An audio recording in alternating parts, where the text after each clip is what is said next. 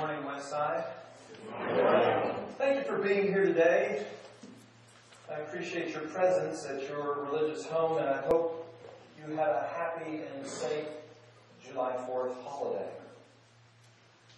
We say that all the time, don't we? I hope you have or had a safe and happy holiday. I have read where July 4th is the deadliest holiday of the year in relation to traffic accidents, even deadlier than New Year's Eve for some reason. And unfortunately, this touched my spouse's family this year when a relative of hers died in a car accident in California this past Wednesday. At this time, we do not know all that was involved in the wreck, but we do know the risks of July 4th. We know people drive drunk. We know that even if we do not imbibe, that others do. And the streets are less safe on some days than others. And that on July 4th, the risk increases. It is sad, that is for certain. And yet, we continue to drive our cars, don't we? We continue to go about life in much the same way as before. We grieve, and then, as we must, we go on. Sometimes we are afraid for good reasons. At other times, we perhaps should be afraid when we are not. We are wired. We have evolved to be afraid of some things in order to survive, not only as individuals, but as a species as well. Fear, like any other emotion that is felt too strongly or too often, can be hazardous to your health.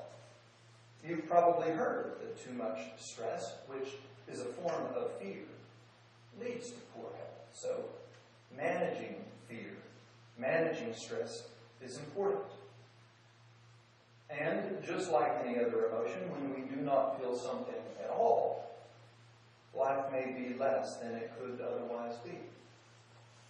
A certain amount of fear and stress can serve as a motivator to achieve or to modify behaviors which have created difficulty in our life. But like so many other things, this too is a balancing act. What is difficult for many of us is to discern the situations where our fears do not match the risk. And this is especially difficult when, if what I have read is correct, that we have evolved to fear first and to reason later. Now, I can remember when I was pretty young, I saw the biggest snake I think I'd ever seen down by the creek on our land. I grew up on 10 acres of land south of here, and I'd seen plenty of other snakes before, but this one was huge, and it instantly frightened me. And before taking a second look, I ran as fast as I could to the house to get my father so he too could witness the immensity of this snake. But when we ran back together to the creek only minutes later, the snake was no longer there, was no longer visible. I cannot imagine where something that large and slow-moving had gone after such a short amount of time. My father looked at the grapevines, vines large enough to swing on and which could hold a child's weight.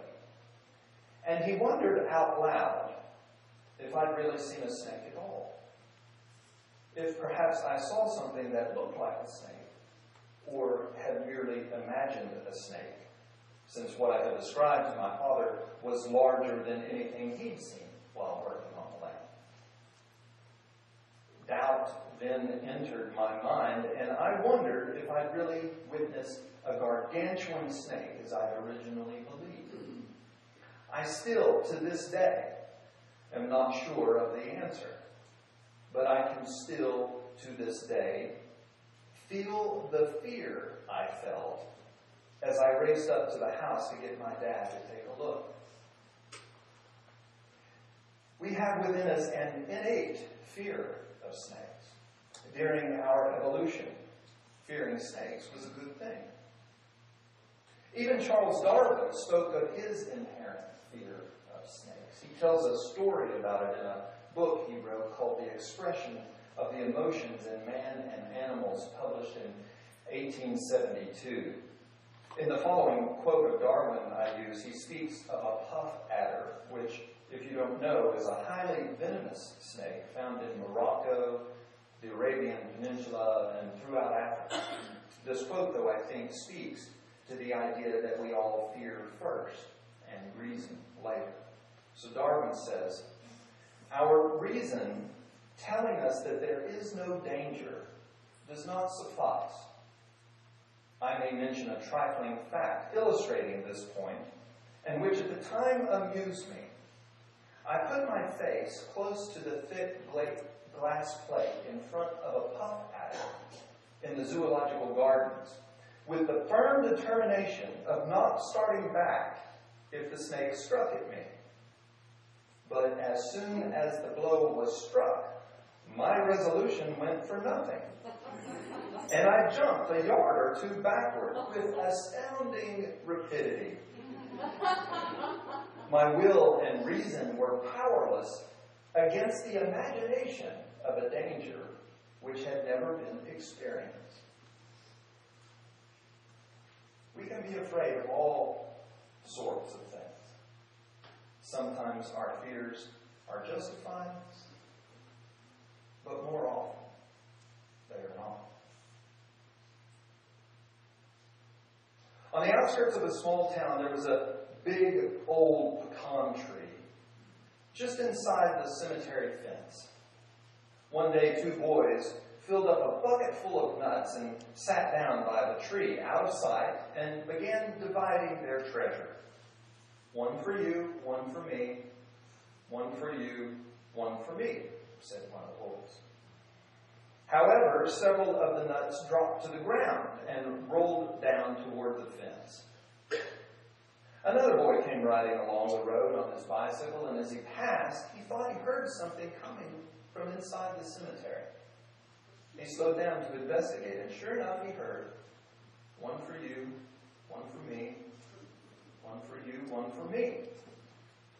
And he just knew what it was he had heard, so he jumped back on his bike and rode off. Just around the bend, he met an old man with a cane hobbling along, and he said, "Come here quick. You won't believe what I've heard. Satan and the Lord are down at the cemetery dividing up the souls." The man said, "Beat it, kid. Can't you see it's hard for me to walk?"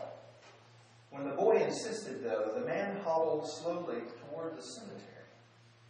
Standing by the fence, they heard, one for you, one for me, one for you, one for me. The old man whispered, "Boy, you've been telling me the truth.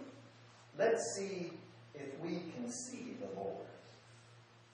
Shaking with fear, they peered through the fence, yet were still unable to see anything. The old man and the boy gripped the wrought iron bars of the fence tighter and tighter as they tried to get a glimpse of the Lord. At last they heard, one for you, one for me. That's all. Now let's go get those nuts by the fence and we'll be done.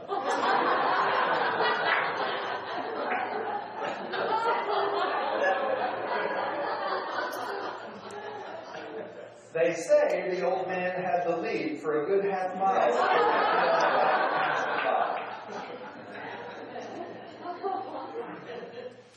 We are, as a species, evolved to fear first and to reason later.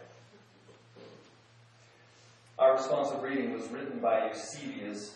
He was an early church historian and writer, present at the First Council of Nicaea in 325 of the Common Era. I use this particular responsive reading today because the way of life he espoused in this writing seemed to be one that could reduce fear. Try, he said, to be a good friend to others. to take joy in their successes and feel sorrow when they fail. Try, he said, to be slow to anger and to be around good people. That's what I think we do here at Westside. We are around good people with whom we share our joys and sorrows, and where we have ongoing opportunities to manage our frustrations when others do not immediately see or understand our own brilliance. The very next reading in the hymnal was taken from the Gospel of Luke and says, "Can any of you, by worrying, add a single hour to your span of life? You know how to interpret the appearance of earth and sky, but why do you not know how to interpret the present time? Why do you see the speck in your neighbor's eye, but do not notice the log in your own? What does it profit them if they gain the whole world, but lose or forfeit themselves?" We will sometimes worry about things over which we have no control.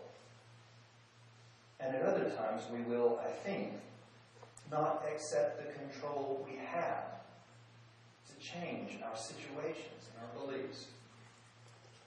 Perhaps this is because we were born to fear first and then to reason later. Now, I had heard of Darwin's experiment with the snake before, but I was reminded of it by a book written by David Ropeek. The book is titled, "How Risky Is It Really? Why Our Fears Don't Always Match the Facts." Ropeek, who happens to be a Unitarian Universalist, says, "When it comes to perceiving risk, people are neither all emotional nor rational. We are affective.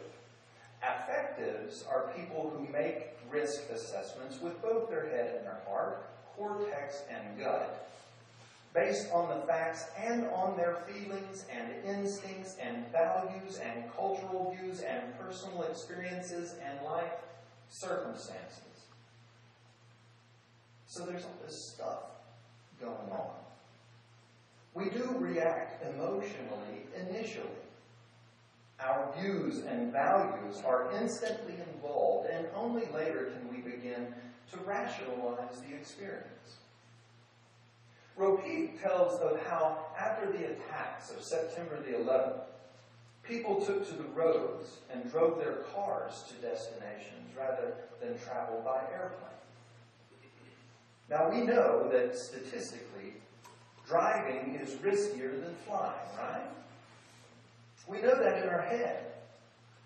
But when the world as we know it seems to be coming apart, and planes were used in a deadly attack, people emotionally took to their cars.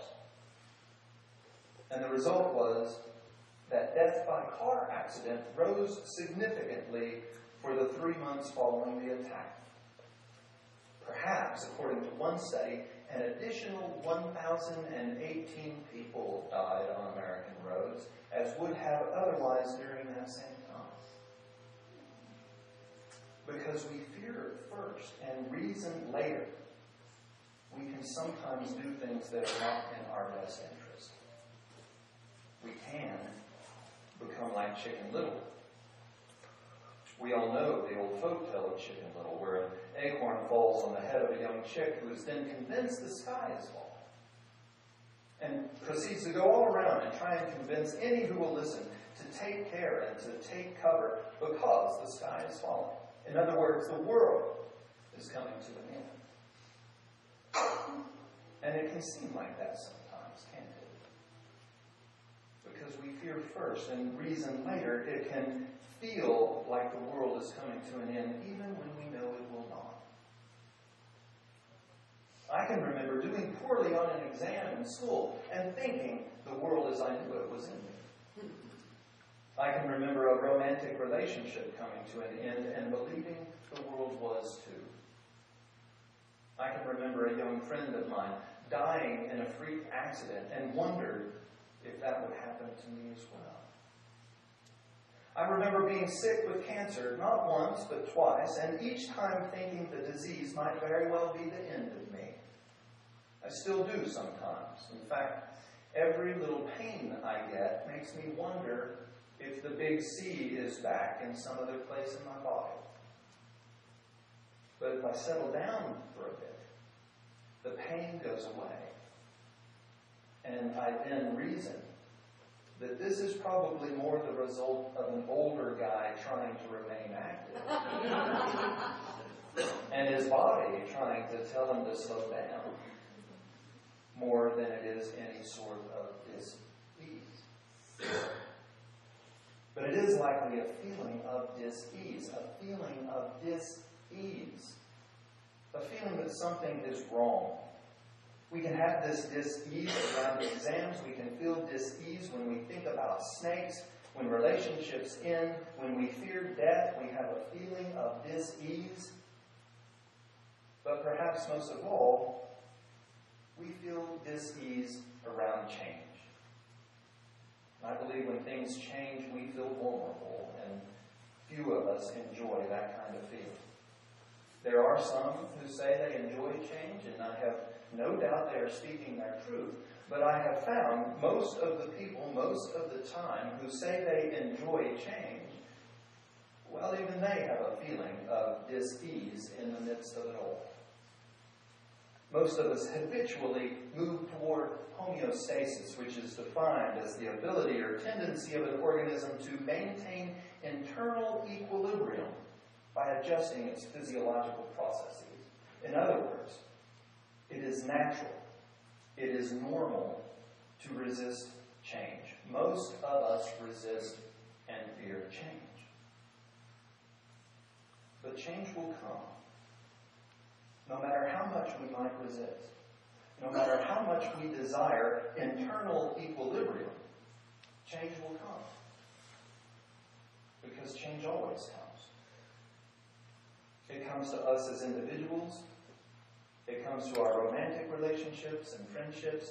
Change comes to our families and to our religious communities. Change is always just around the corner. Franklin D. Roosevelt, the 32nd President of the United States, is famous for saying in his first inauguration, the only thing we have to fear is fear itself. I think he was correct in this assessment. It is not solely the event itself, whatever the event we fear is. It is our belief about the event. It is our fear that can be destructive. So after saying all of this today, I'm not simply trying to say to you, be not afraid, because we are all afraid. I think at some time, under some circumstance, we are all afraid. It's natural to be afraid sometimes. What I am attempting to suggest is that more often than not, the things we fear most frequently do not impact our lives the way we first believe they will. It is rarely as bad as we make it out to be. We still drive our cars, even on the 4th of July. We know snakes, whether real or imagined, are not really out to get us. We continue to be in relationship with others even after we have been hurt. What I am suggesting is to take a hard look at what you fear, what you are afraid of, and to know, really know, that you can look at the fear in a different way. Are you afraid of death, yours or someone else's? Are you afraid of change that occurs in your relationship, your occupation, or your religious community? These changes are inevitable. How healthy or helpful is it then to worry about things we cannot change? How healthy or helpful is it to upset ourselves and perhaps others? How healthy is it to spread our anxiety like Chicken Little when change will come, no matter how hard we might try to prevent it from happening? What we have to choose, I think, is whether we will recoil in fear from the inevitability of change or if we will embrace it. knowing it will come, and manage our reaction to it. We will have plenty of occasions for practice here at Westside as our community continues to grow and evolve. And I look forward to practicing with you as we have multiple opportunities to examine deeply what we are afraid of in life, in death, and all that is in between. As we rise in body or spirit and join in singing our closing hymn number 86, Blessed Spirit,